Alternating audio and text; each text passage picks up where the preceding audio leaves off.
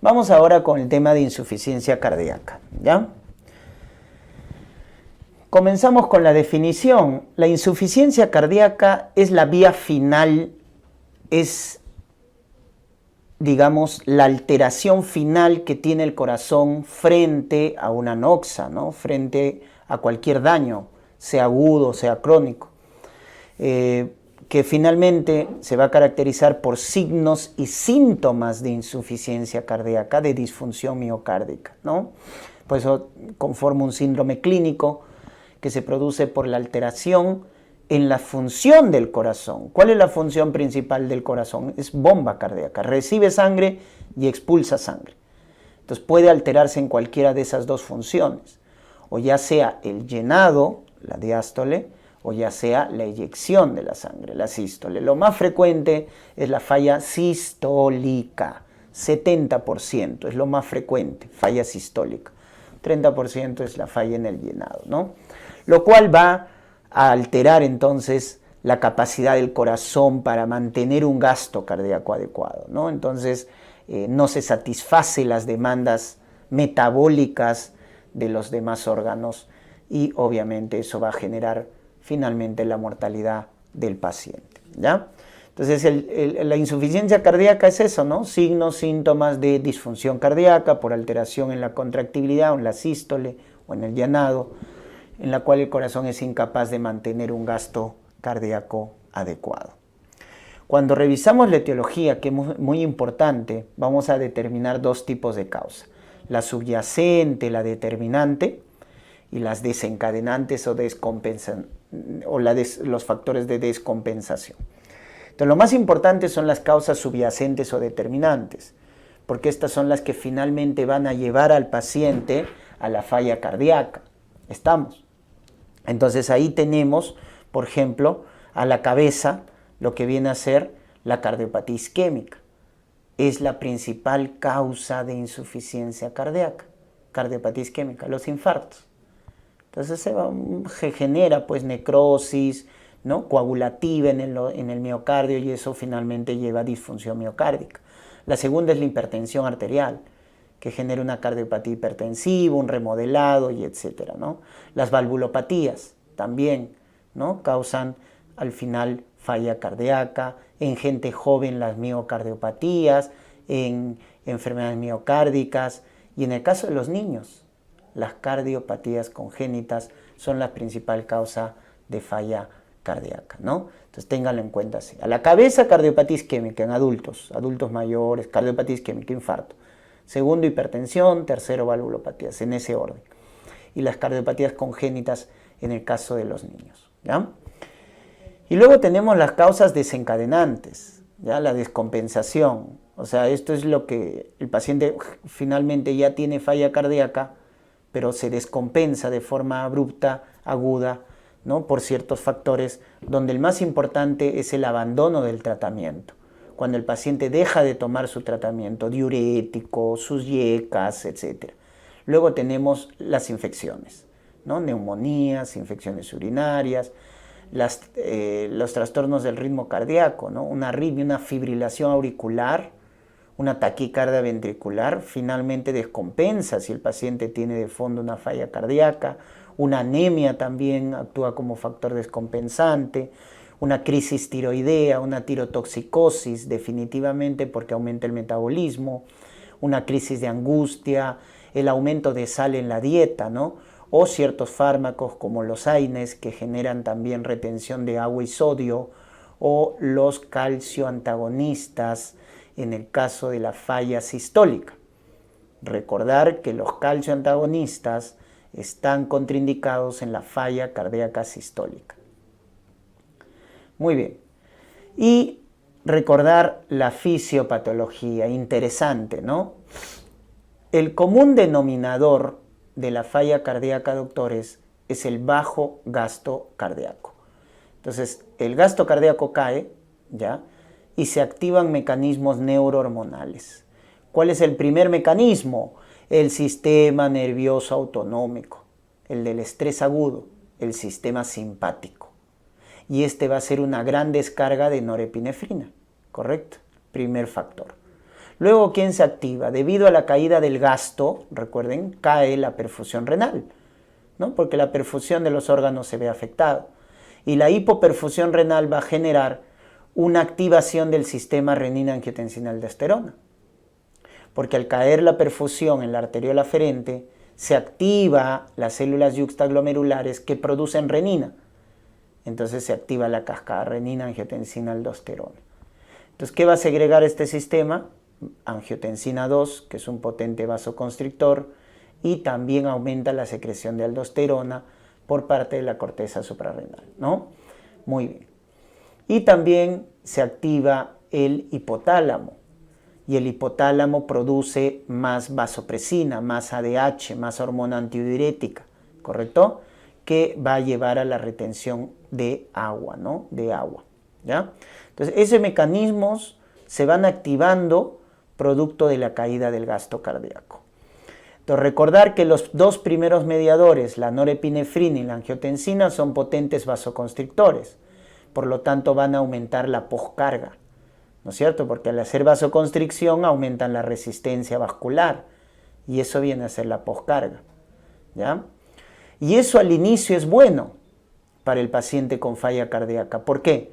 Porque el aumento de la resistencia por vasoconstricción va a aumentar la presión arterial y por lo tanto va a aumentar la fuerza de circulación. Y eso es bueno porque va a mejorar el gasto cardíaco, va a generar mejor perfusión de los órganos. O sea, al inicio es bueno para el organismo, ¿no? Debido a la caída del gasto. La aldosterona, doctores, aumenta la absorción de agua y sodio, junto con la ADH, que aumenta o retiene agua. Ambos factores aumentan la precarga. ¿Qué es la precarga? La volemia, el retorno venoso. Entonces, estos dos factores que vienen a hacer el trabajo del corazón, poscarga y precarga, aumentan en un paciente con falla cardíaca debido a la caída del gasto. Y como les comentaba, esto al inicio es bueno, porque al aumentar la poscarga y al aumentar la precarga, o sea, aumento resistencia, presión y aumento volumen, entonces voy a mejorar el gasto cardíaco y por ende voy a mejorar la perfusión de los órganos. Entonces esto es un mecanismo compensatorio para que el organismo se sienta bien, no sienta la pegada de esa caída del gasto cardíaco. El problema es cuando estos dos factores que han aumentado, repito, precarga y poscarga, se mantienen en el tiempo. Porque el aumento de precarga y poscarga va a llevar al remodelado del corazón. Y ese remodelado es lo que finalmente lleva a la muerte del paciente. ¿Correcto? Entonces, ¿cuáles son esas sustancias remodeladoras? Son todos estos mecanismos que se han activado para aumentar, ¿no?, estas variables de la poscarga y la precarga. Entonces, esas sustancias remodeladoras provocan hipertrofia, provocan fibrosis del corazón, ¿no? Entonces, ¿quiénes son? La angiotensina 2, las catecolaminas, la norepinefrina, la aldosterona, ¿correcto? La endotelina y también factores de necrosis tumoral, factor de crecimiento transformante tipo beta. Entonces, miren que la norepinefrina, la angiotensina, la aldosterona son profibróticas, estimulan el remodelado del corazón. Y ese remodelado se produce porque el aumento de pre y poscarga a largo plazo genera eso, el remodelado del corazón.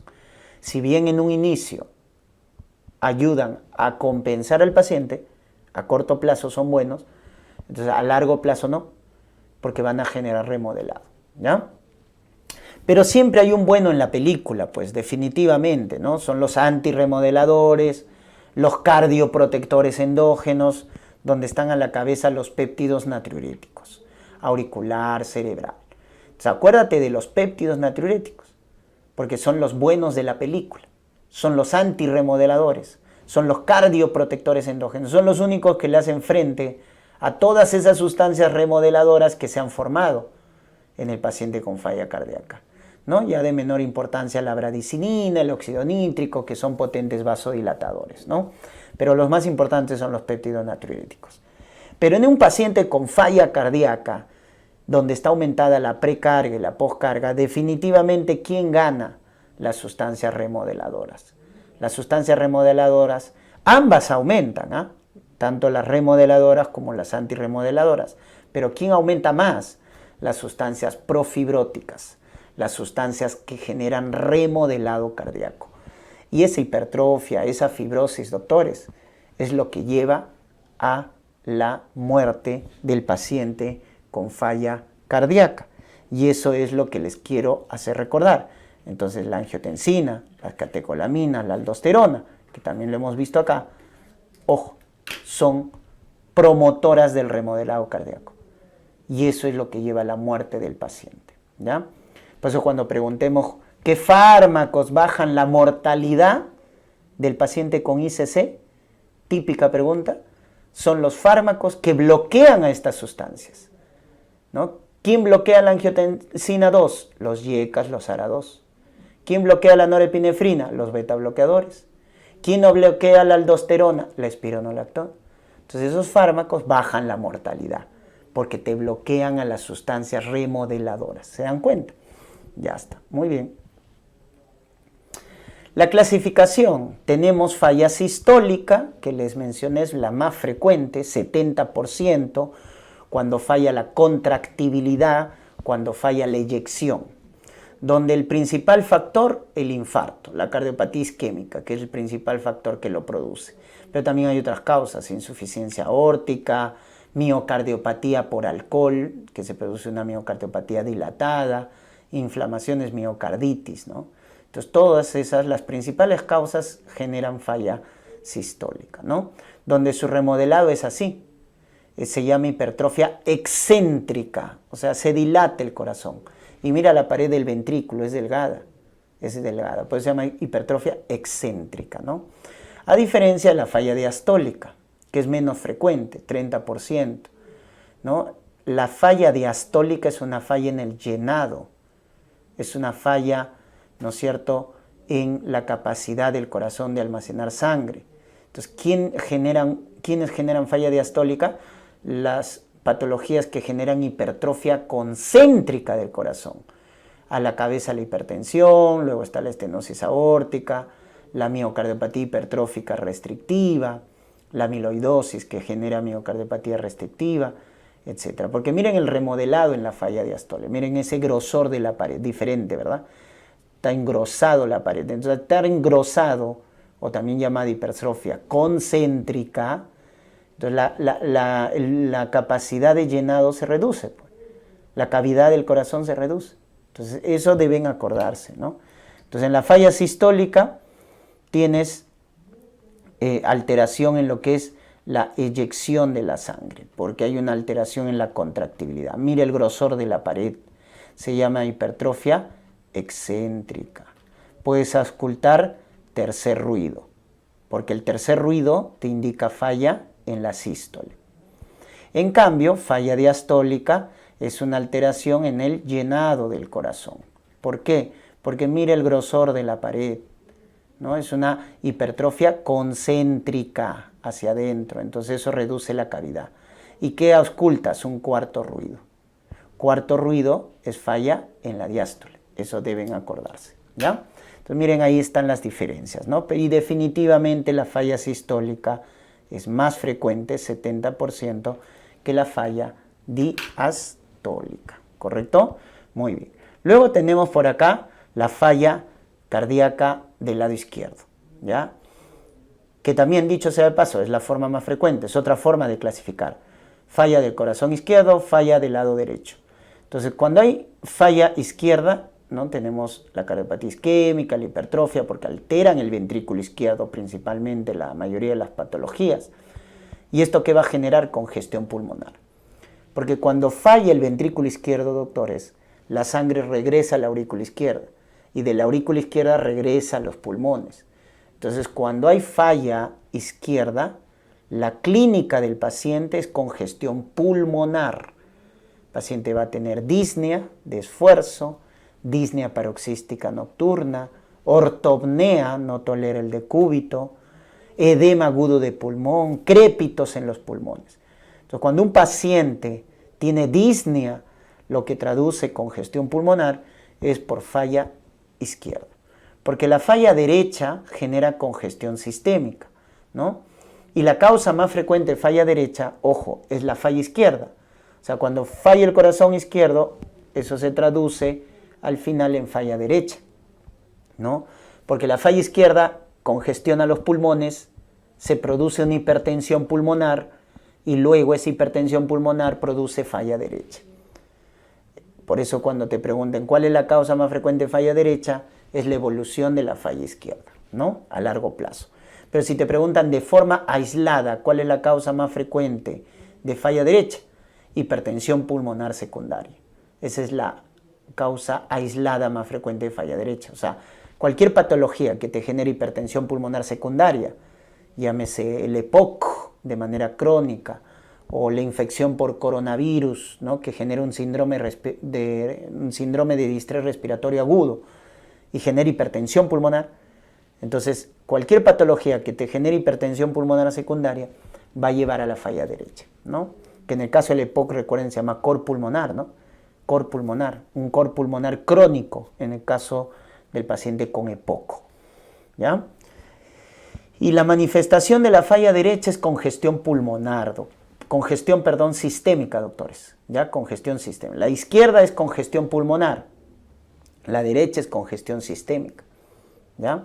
Entonces lo vas a ver a un paciente encharcado, ingurgitación yugular, reflujo hepatoyugular, ascitis, hepatomegalia, edema de miembros inferiores, etc. Esa es congestión sistémica que nos indica falla derecha. Por tanto, falla izquierda, aumento de presión capilar pulmonar, congestión en los pulmones y todo lo que indica justamente en la clínica ello, ¿no? Disnea de esfuerzo, ortopnea, crépitos, edema agudo de pulmón. Falla derecha, congestión sistémica, traducida por el aumento de presión venosa central, congestión sistémica, y vas a ver todos los signos de congestión, ¿no? Ingurgitación yugular, hepatomegalia, ascitis, ¿no? Edema de miembros inferiores, recuerden el edema cardíaco, es un edema vespertino, obedece la gravedad, ¿no? Si está en bipedestación, se hinchan las piernas, si está acostado en la región sacra, blando, bilateral, simétrico, etc., ¿no? Entonces ahí están las diferencias. Luego tenemos esta otra clasificación, la falla de bajo gasto cardíaco, ¿ya? Que es lo más frecuente, les había mencionado, el común denominador de la falla cardíaca es básicamente, ¿no? el bajo gasto cardíaco, ¿no? El bajo gasto. Entonces esto está en la mayoría, cardiopatía, isquémica, hipertensión, etc., ¿no? Entonces hay datos de hipoperfusión, etc. Pero ojo que hay falla cardíaca con alto gasto, que es lo atípico. Eso ya no lo ve el cardiólogo. El cardiólogo ve falla de bajo gasto. Las fallas de alto gasto muchas veces es diagnosticado por el médico internista, porque acá hay otras patologías como el embarazo. Recuerden, en el embarazo por la hipervolemia, ¿no? Ese aumento de la volemia, 45%, lleva a la paciente en algunos casos que tienen factores de riesgo a una falla cardíaca, pero con gasto alto por la hipervolemia. La anemia también, la tormenta tiroidea, el hipertiroidismo, ¿no? Tu enfermedad de Graves-Basedow, fístulas arteriovenosas, tu enfermedad de beriberi producida por déficit de etamina, tu enfermedad de Paget, todas esas patologías generan falla de gasto alto. Entonces acuérdense, ¿no? Ahí está tu típico exoftalmos, tu bocio en tu enfermedad de Graves-Basedow, ¿no? Anemia, embarazo por el aumento de la volemia, recuerden, típica alteración fisiológica en el caso del embarazo, ¿ya? Entonces, recuerden, hay varias formas de clasificar la falla cardíaca. Muy bien, luego tenemos acá el diagnóstico. En el caso del diagnóstico de la falla cardíaca, tenemos los famosos criterios de Framingham. Los criterios de Framingham, lo vas a recordar, los criterios mayores, que son los más importantes, los vas a recordar por tu mnemotecnia predecir, ¿ya? Entonces, predecir. P, de presión venosa yugular aumentada. R, de reflujo hepatoyugular positivo. E, de edema agudo de pulmón. D, de disnea paroxística nocturna, que es tu síntoma más específico. Ojo, síntoma más específico. Tus estertores o crepitantes, tu cardiomegalia, tu índice cardiotorácico más del 50% en adultos, más del 60% en lactantes, tu ingurgitación yugular, tu ritmo de galope. Tercer ruido, falla sistólica, ¿no es cierto? También le llaman ruido protodiastólico porque está al inicio de la diástole. O el cuarto ruido que indica falla diastólica y está al final de la diástole. Por eso se llama también ruido telediastólico, ¿no? Entonces tu ritmo de galope, ¿ya? Tercer o cuarto ruido. Entonces ahí están tus criterios mayores. Acuérdate con la mnemotecnia predecir, ¿ya? De los cuales los que estás viendo de color amarillo son los que indican falla derecha. Son los criterios mayores del lado derecho, que es congestión sistémica. Y los que están de color azul son los criterios mayores del lado izquierdo, que es congestión pulmonar, ¿verdad? Congestión pulmonar. Muy bien. Y los indiferentes es la cardiomegalia, ¿no? Que ves tu índice cardiotorácico aumentado en la radiografía, y tu ritmo de galope. Esos son indiferentes, ¿ya? Entonces tienes que acordarte los criterios mayores, ¿ya? Estos son los criterios mayores. Todos los demás son menores. Te dicen disnea de esfuerzo, edema de miembros inferiores, taquicardia, taquipnia, derrame pleural, etc. Cualquier otra cosa, criterio menor. Entonces, por exclusión te acuerdas, ¿no? Los menores. Y el diagnóstico se confirma cuando tienes dos criterios mayores, ¿no es cierto? O un criterio mayor y dos menores. Con eso ya tenemos el diagnóstico de falla cardíaca, ¿no? Entonces imagínense un paciente que viene a la emergencia con disnea paroxística nocturna, crépitos, ingurgitación yugular, pues ya está hecho el diagnóstico, ¿no? Del paciente con falla cardíaca. Muy bien, pero igual hay que confirmarla. Entonces acá el síntoma cardinal es la disnea. Ahora el específico es disnea paroxística nocturna, ¿no? Con nombre y apellido, ¿no? O cuando te dicen ortopnea, también eso es sugestivo de falla cardíaca.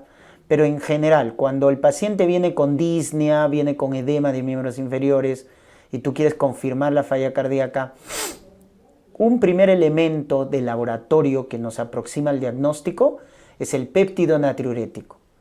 El péptido natriurético en un paciente con falla cardíaca va a estar aumentado. Es por eso entonces que nos apoya el diagnóstico, ¿no? De manera rápida. Entonces la escuela americana nos dice, un paciente que viene con disnea a la emergencia y esa disnea se acompaña de péptido natriurético aumentado, falla cardíaca. Si el péptido natriurético está normal, hay que buscar otras causas de disnea, respiratoria, endocrinológica, psiquiátrica, gastrointestinal, etc. Otras causas. Pero si la disnea se acompaña de péptido natriurético aumentado, es por falla cardíaca. Y el valor predictivo negativo de esta prueba es alta. Entonces, si nos sale pues negativa, nos está descartando el diagnóstico de falla cardíaca. Algo similar con el dímero D en trombosis venosa profunda. Alto valor predictivo negativo, o sea, nos sirve para descartar. Porque si sale positivo, ¿no es cierto?, aumentado, hay que hacer otra prueba, el ecocardiograma. Entonces, cuando ya tu péptido natriurético está elevado, entonces con mayor razón, con justificación, pide un ecocardiograma para calcular la fracción de eyección y de esa manera ya confirmar el diagnóstico de falla cardíaca, ¿no? Ahora, si no tienes en el medio péptido natriurético y tienes signos y síntomas de falla cardíaca, pídele de frente ecocardiograma. Pero la otra alternativa, más eficiente, obviamente si tenemos todos los recursos, es que si tengo la sospecha clínica, pido péptido natriurético. Me sale elevado, recién pido ecocardiograma. Porque si el péptido natriurético sale normal o bajo, hay que buscar otras causas. Y ya no pides ecocardiograma. ¿Se dan cuenta? Esa es la evaluación diagnóstica. Y el ecocardiograma nos calcula la fracción de eyección, que puede ser preservada, o sea, normal, 50-70%, intermedia de 41 a 49% y reducida menos del 40%. Y esto, por favor, es la clasificación actual de la falla cardíaca. La clasificación clásica de la falla cardíaca nos decía falla sistólica y falla diastólica. La falla sistólica es porque la fracción de eyección está baja. La diastólica es porque la fracción de eyección está normal, ¿no? ¿Y cuánto es bajo? Menos del 50%. Entonces, normal mayor o igual a 50%. Y así, rápidamente diferenciaba, ¿no? Falla sistólica, que es lo más frecuente, fracción de eyección bajo. Falla diastólica, la fracción de eyección está conservada. Pero actualmente la clasificación de falla cardíaca en función de la fracción de eyección es así: preservada, intermedia y reducida. La preservada es la falla diastólica. La reducida es la falla sistólica, que es lo más frecuente. Y la que está en estudio es esta, la intermedia, porque su manejo, su pronóstico es diferente. Por eso se ha tenido en cuenta esa clasificación, ¿no? Ya está. Entonces eso lo deben manejar bien, ¿eh? Cuando digan falla sistólica, es alteración de la contractibilidad, es porque va con caída de la fracción de eyección, tercer ruido, hipertrofia excéntrica, ¿se acuerdan? Diastólica es falla en el llenado, oculto cuarto ruido, es una hipertrofia concéntrica, la fracción de eyección está normal. Entonces esas diferencias deben tenerlo siempre en cuenta. Vamos a la clasificación funcional, ¿no? Según los estadios de NIJA. La clase 1 es el paciente asintomático, ese paciente que hace su actividad física sin ningún problema, ¿ya? Entonces el 1 es el asintomático. El 2 ya tiene limitación. Tiene disnea cuando hace actividad física, ¿no? Entonces, si hace un deporte, juega fulbito, corre, etc., ya le provoca disnea. Entonces, el 1 es asintomático, el 2 tiene disnea a la actividad física extenuante, el 3 ya tiene más limitación frente a poca actividad física, camina y le da disnea, ¿no es cierto? No tiene que hacer mucha actividad física. Entonces camina y le da disnea. Entonces diferencialo así, ¿no? El 1, tranquilo, asintomático. El 2, cuando hace mucha actividad física. Camina, juega un deporte, corre, juega un deporte. El 3, poca actividad física ya le genera limitación, ¿no es cierto? Entonces le da disnea cuando camina, etc., ¿ya?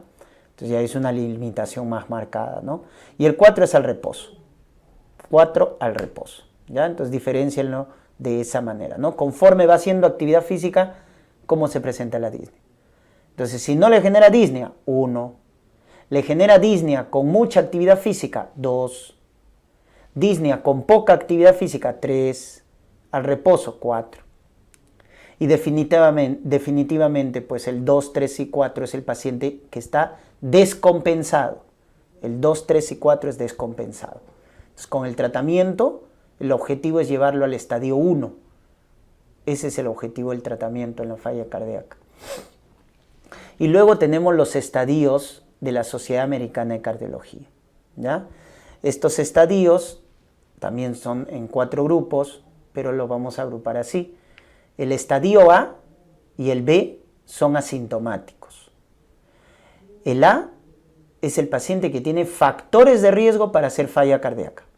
Paciente hipertenso, paciente que tiene su enfermedad coronaria, obeso, etc. Está consumiendo drogas cardiotóxicas. Entonces es el paciente que está con factores de riesgo para falla cardíaca. No es que tenga falla cardíaca, sino que es la población de riesgo para hacer falla cardíaca. Imagina un paciente diabético, hipertenso, obeso. A la larga va a ser falla cardíaca, pues. Entonces ya lo has identificado, es estadio A, el paciente que tiene factores de riesgo para hacer falla cardíaca. El estadio B es interesante, porque el estadio B ya tiene datos de falla cardíaca, pero no tiene síntomas. Es ese paciente diabético, obeso, hipertenso, que si tú le haces un ecocardiograma, su fracción de eyección ya va a estar disminuida. O sea, ya va a tener disfunción del ventrículo izquierdo. O va a tener una valvulopatía, o ya tuvo un infarto, o sea, ya tiene daño estructural. o funcional, porque la fracción de eyección va a estar baja. Entonces se dan cuenta. Entonces el estadio A y B es un paciente asintomático, no tiene síntomas.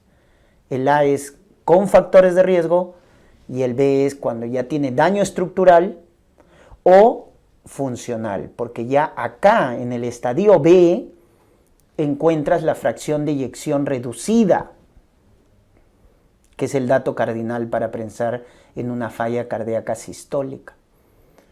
Entonces la Sociedad Americana de Cardiología te recomienda diagnosticar un paciente con falla cardíaca en estadio B, que se llama disfunción asintomática del ventrículo izquierdo. De nada sirve diagnosticar al paciente en estadio C o D, porque son estadios avanzados. Cualquiera hace el diagnóstico. Paciente que viene a la emergencia con disnea, crépitos, ingurgitación yugular, edema, le haces el diagnóstico de falla cardíaca, pero su pronóstico es malo. Entonces debemos identificar a los pacientes acá. En estadio A, máximo estadio B, como te recomienda la Sociedad Americana, ¿no? O sea, ese paciente diabético, hipertenso, de larga data, ¿tendrá un ecocardiograma en su historial? ¿Cómo está su fracción de eyección? Entonces ahí hay que diagnosticarlo, ¿ya? De manera temprana, de manera oportuna para mejorar el pronóstico. Porque si es el estadio C o D, es el paciente que ya tiene clínica, disnea, edema, ¿no? Ya cualquiera hace el diagnóstico y el pronóstico es malo. El estadio C ya tiene síntomas, ¿no es cierto?, de falla cardíaca, disnea, edema, etc. Pero responde al tratamiento convencional, porque el D es el más grave, es la falla severa y refractaria al tratamiento, ya no responde al tratamiento convencional. Entonces es una falla cardíaca avanzada, ¿no? Porque ya no responde al tratamiento.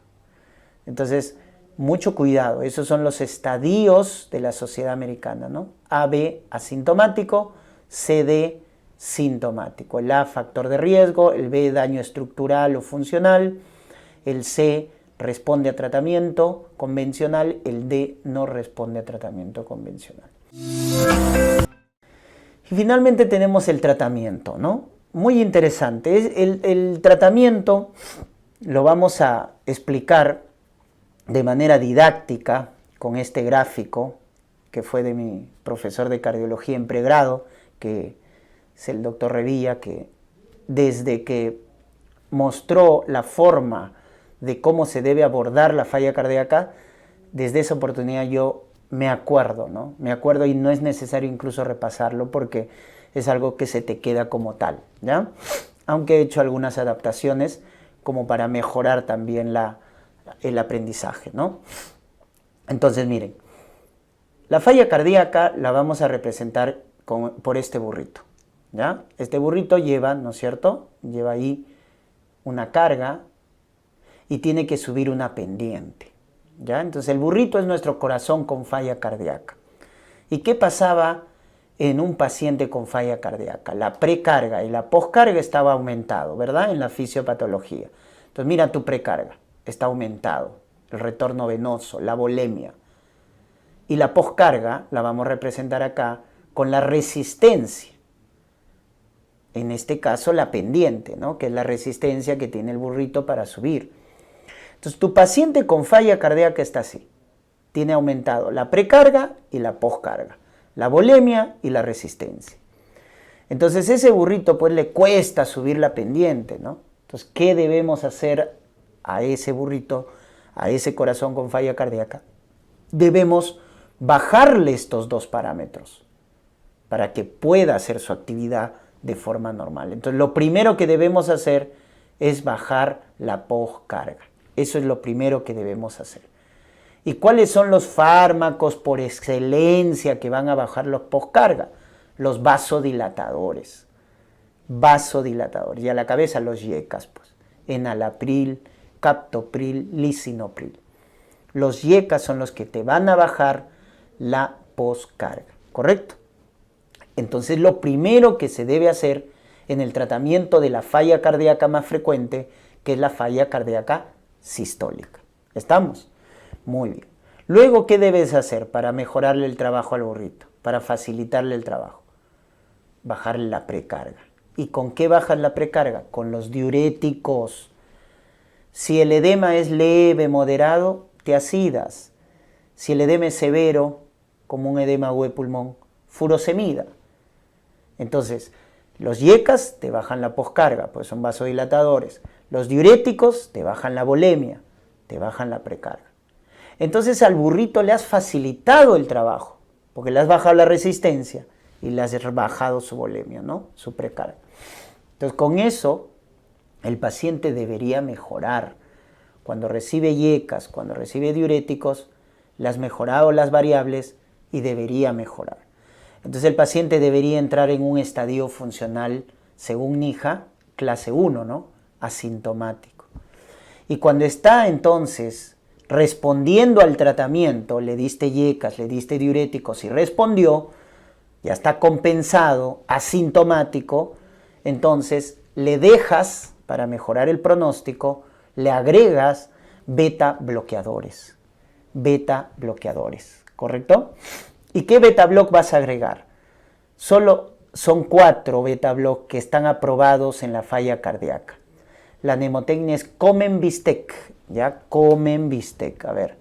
Entonces, la C de carvedilol, que es el mejor. La M de metoprolol. La N de nebivolol. Y la B de bisoprolol, ¿ya? Comenbistec, acuérdate así. A la cabeza, carvedilol, metoprolol, luego nebivolol y bisoprolol. Solo esos 4 beta block están aprobados en el tratamiento de la falla cardíaca. El mejor, carvedilol, porque es el beta block mixto, alfa-beta. En cambio, los demás son selectivos, ¿no? Metoprolol, bisoprolol. Ya está. Pero hay otro escenario con el que te puedes presentar, que el paciente no responda. Le has dado YECAs, le has dado diuréticos y no responde. Entonces ese paciente que sigue en clase funcional 2, 3, 4, a pesar del tratamiento con YECA y diuréticos, ¿qué debes hacer? Debes agregar antagonistas de los receptores de aldosterona. ¿Quién es? Espironolactona. ¿Correcto? Espironolactona. Entonces mira cuándo usas espironolactona, ¿no? Cuando hay, en este caso, cuando es refractario al tratamiento de base, que es con YECAs, diuréticos, ¿ya? Entonces, ese es el manejo. Por eso ustedes van a escuchar, ¿no?, el término trípode del tratamiento. ¿Cuál es la trípode del tratamiento con ICC? YECA, diurético, beta bloco. Esa es la trípode del tratamiento. Ahora, en caso no responda, agregamos los antagonistas de los receptores de aldosterona. ¿Correcto? Muy bien. Ahora, hay variantes. Los YECAs están en la cabeza como primera línea de fármaco en la falla cardíaca, pero ¿quién lo puede reemplazar? Los ARA2, o incluso lo puedo combinar, puedo dar junto con un ARA2, acá sí puedo combinar, ¿ya? Y en caso no haya respuesta a YECAs, ARA2, ¿con quién puedo reemplazar? ¿Hay algo mejor? Sí, los llamados INRA, doctores. INRA. ¿Estamos? ¿Qué son los INRA? Inhibidores de neprilicina y receptores de angiotensina. ¿Qué es la neprilicina? Es la enzima que metaboliza los péptidos natriuréticos. Entonces, si yo bloqueo a la enzima que metaboliza los péptidos natriuréticos, su vida media va a aumentar. ¿Y te acuerdan los péptidos natriuréticos? Eran los buenos de la película, eran los antirremodeladores, eran los cardioprotectores endógenos. Entonces está bien darle inhibidor de neprilicina. ¿Quién es? Sacubitril. Es el inhibidor de neprilicina. Y el inhibidor de receptor de angiotensina, valsartán. Valsartán. Viene combinado. Entonces el INRA es en realidad 2 fármacos. Tiene 2 principios activos, sacubitril, valsartán. Entonces definitivamente son mejores que los YECAs. Son mejores que los ARA2, porque viene asociado a un inhibidor de neprilicina. Entonces miren estos fármacos, porque son novedosos. Entonces, ¿puedo reemplazar a los beta block? Sí, con ivabradina. Ivabradina, que también baja la frecuencia cardíaca, etc. ¿Ya? La espironolactona con eplerenona ¿Y cuál es la ventaja de la eplerenona? Ambos son antagonistas de los receptores de aldosterona, pero la eplerenona tiene menos efectos adversos. Y hay uno que te debes acordar, que es muy, digamos, molestoso para los pacientes, en el caso de los varones, la ginecomastia.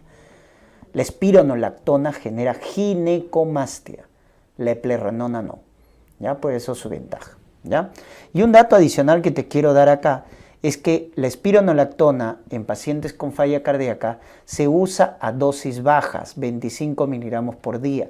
Es la dosis antifibrótica, antirremodeladora, porque cuando usas espironolactona como diurético en el paciente con cirrosis que tiene ascitis, la dosis es 100 miligramos por día. Entonces mira, diferente, ¿no? Acá es antifibrótica. Ya está. Entonces eso, por favor, tienen que recordarse del tratamiento del paciente con falla cardíaca. Ahora, en algunos casos has hecho de todo, ¿no? Le has bajado la precarga, la poscarga y el burrito no quiere trabajar. Entonces ahí, ¿qué haces? Lo flagelas, ¿no? Lo flagelas. Le estimulas al burrito, es decir, mejoras la contractibilidad del corazón. Entonces, ¿por qué pasa eso? Si le has bajado la precarga y le has bajado la poscarga, ¿por qué el burrito no quiere trabajar? Es que su problema no es mecánico, su problema es eléctrico. Entonces, muchos pacientes con falla cardíaca tienen asociados su fibrilación auricular. Entonces, en esos pacientes tienes que dar, ¿qué cosa? Digoxina, digitalicos. ¿Cuándo indicamos digoxina? Cuando el paciente tiene falla cardíaca asociado a arritmias supraventriculares. El más frecuente en la práctica clínica, fibrilación auricular. Ahí le agregas digitalicos. ¿Estamos? Ya está, muy bien. Mucho cuidado con digoxina, porque puede generar intoxicación en los pacientes con falla cardíaca, ¿ya? Entonces hay ciertos factores que aumentan el riesgo de intoxicación por digoxina, porque la digoxina tiene un margen terapéutico estrecho. Entonces es muy probable su intoxicación en pacientes con falla renal, pacientes con hipotiroidismo, con hipocalemia, ojo, hipocalemia, hipoxemia, los pacientes que tienen insuficiencia respiratoria, acidosis o interacción con otros fármacos, donde la mnemotecnia es a ver quién, amiodarona, verapamilo, quinidina. Si tú combinas digoxina con cualquiera de estos tres, puedes generar intoxicación por digoxina. ¿Y qué genera la intoxicación por digoxina? Los primeros síntomas son síntomas gastrointestinales, anorexia, náuseas, vómitos. Luego trastornos visuales, xantopsias, el paciente ve de color amarillento las cosas. Puede generar ideas delirantes, confusión, psicosis. Y también la intoxicación por digoxina te genera cambios electrocardiográficos. Por ejemplo, te genera infradesnivel del ST, la llamada cubeta digitálica, y te genera arritmias. ¿Cuál es la más específica? Taquicardia auricular con bloqueo auriculoventricular. Esa es la arritmia más específica, pero la más frecuente que se produce por intoxicación por digoxina o la más sensible es las extrasístoles ventriculares en grupo de 2, bigeminismo que se llama. Por eso acuérdate que el impulso bigeminado, pulso arterial bigeminado, es propio de la intoxicación por digoxina. Entonces cuando te preguntan qué arritmia es la más frecuente producida por intoxicación por digoxina, extrasístoles ventriculares, bigeminismo. Y la más específica, taquicardia auricular con bloqueo AV. ¿Ya? Eso es lo que genera entonces la intoxicación por digoxina. Hay que tener mucho cuidado, sobre todo en los pacientes que tienen los factores de riesgo ya mencionados. ¿Ya? Muy bien. Y finalmente hay terapia de resincronización, ¿no es cierto? Cuando el paciente con falla cardíaca tiene una fracción de eyección muy baja, menos del 35%, no ha respondido al tratamiento óptimo. Le has dado enalapril, diuréticos, espironolactona, nada. No responde al tratamiento médico óptico. Sigue su fracción de eyección baja. Y encuentras en su EKG QRS ancho. Ese paciente es candidato a terapia de resincronización. o aquel paciente que tiene, ¿no es cierto?, su fracción de eyección baja, no responde a tratamiento médico y sigue muy sintomático. Clase funcional 3, clase funcional 4. O sea, no ha respondido a IECA, diurético, espironolactona, no ha respondido, su fracción de eyección está baja, sigue muy sintomático. Ese paciente es candidato a colocarle un DAI, desfibrilador automático implantable, porque si no va a ser muerte súbita, ¿ya? Entonces miren, ahí están estas terapias que también mejoran el pronóstico con falla cardíaca, ¿ya? En falla cardíaca. Muy bien. Por eso, doctores, acuérdense del tratamiento, ¿correcto? Del tratamiento típica en las preguntas que nos dicen aquellos fármacos que bajan la mortalidad en pacientes con falla cardíaca. Porque podemos clasificarlos en dos grupos a los tratamientos. Aquellos que bajan la mortalidad, aumentan la sobrevida, pero aquellos pacientes que solo mejoran los síntomas, que solamente te mejoran la clase funcional, ¿no? Entonces, por un lado, te mejoran el pronóstico, porque baja mortalidad, aumenta la sobrevida, mejoran el pronóstico. Pero por otro lado, solo son sintomáticos, solo mejoran la clase funcional. Entonces, eso te tienes que acordar. Y la mnemotecnia es Iberia, sí, recuérdate, Iberia. I de INRA, mejora el pronóstico, baja la mortalidad. La B de beta bloqueadores, bajan mortalidad, mejoran el pronóstico. La E de espironolactona, antagonistas de aldosterona, ¿ya? La R, Iberia, ¿no? La R de terapia de resincronización y el DAI. Y I de IECAS, Iberia. A de ARA2. Ahí está tu mnemotecnia entonces. Iberia. INRA, IECA, ARA2, beta bloque, espironolactona, terapia de resincronización o DAI son los tratamientos que mejoran el pronóstico, bajan mortalidad, aumentan la sobrevida. Así te lo van a preguntar. Tengan mucho cuidado, ¿ya? Porque se acuerdan de los fármacos. ¿Te acuerdas que tenías que bloquear angiotensina 2, aldosterona, norepinefrina? Ahí están los fármacos. YECARA2, INRA, te bloquean la angiotensina. Beta bloca la norepinefrina, espironolactona, aldosterona. Ahí está. Son los que bajan la mortalidad porque bloquean a los antirremodeladores. Y a eso le agregas tu terapia de resincronización, tu DAI, por ahí que si te lo preguntan, ¿no? En cambio, tu famoso diurético, tiazida furosemida, tu famosa digoxina, solo son sintomáticos. Solo son sintomáticos. Solo te mejoran lo que viene a ser la clase funcional del paciente. ¿Correcto? Pero no el pronóstico. Entonces, eso tienes que diferenciarlo. Muy bien. Y luego tienes acá lo que es la falla aguda. La falla aguda, o sea, la disfunción aguda del ventrículo izquierdo, se traduce en un edema agudo de pulmón. Cuando un paciente tiene un edema agudo de pulmón, se traduce en una disfunción del ventrículo izquierdo. Estamos hablando del edema agudo de pulmón cardiogénico, porque también hay edema agudo de pulmón no cardiogénico, que lo ves en el síndrome respiratorio agudo del adulto, ¿no? En el CDRA. Ese es un caso de edema agudo de pulmón no cardiogénico. Este es el cardiogénico. Entonces, el edema agudo de pulmón cardiogénico es la disfunción aguda del ventrículo izquierdo, ¿no? Entonces, ustedes saben que en el pulmón tienes así tu membrana respiratoria, ¿no es cierto? Tienes tu intersticio, tienes tu epitelio, tu neumocito tipo 1 y los capilares pulmonares, ¿no? Entonces, lo de rojito es tu capilar pulmonar, lo de plomo es tu intersticio, y luego tu alveolo con su epitelio, que es el neumocito tipo 1, el tipo 2 que produce surfactante, etc. ¿Ya?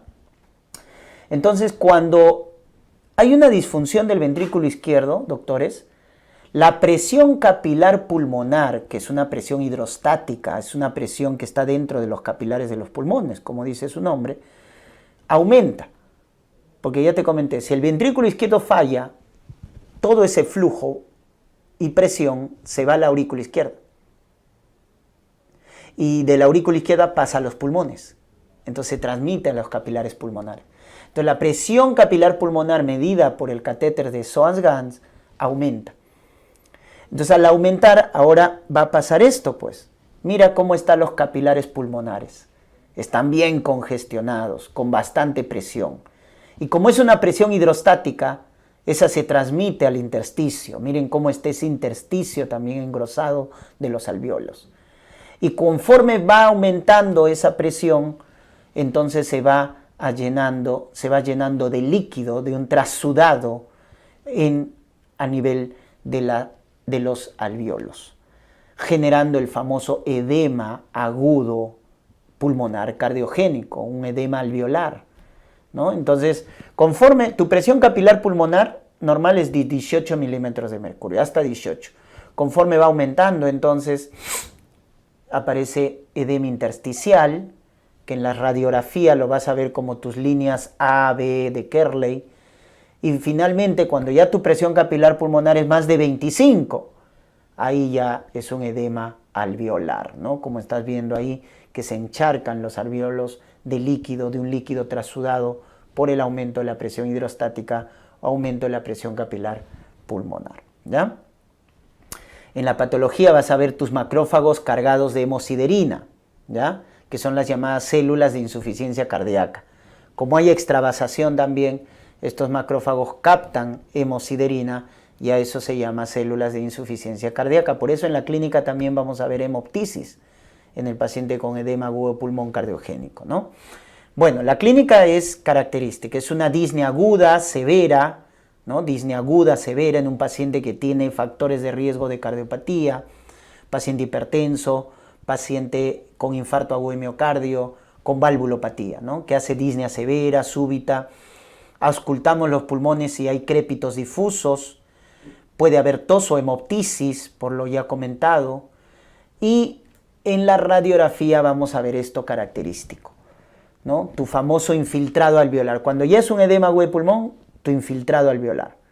Porque primero es un edema intersticial, luego ya un edema alveolar, cuando tu presión capilar ya está más de 25. Miren ese edema alveolar, es un infiltrado alveolar difuso, bilateral, que nos está diciendo el famoso pulmón blanco, que nos dice que ya pues hay un edema alveolar establecido, ¿no?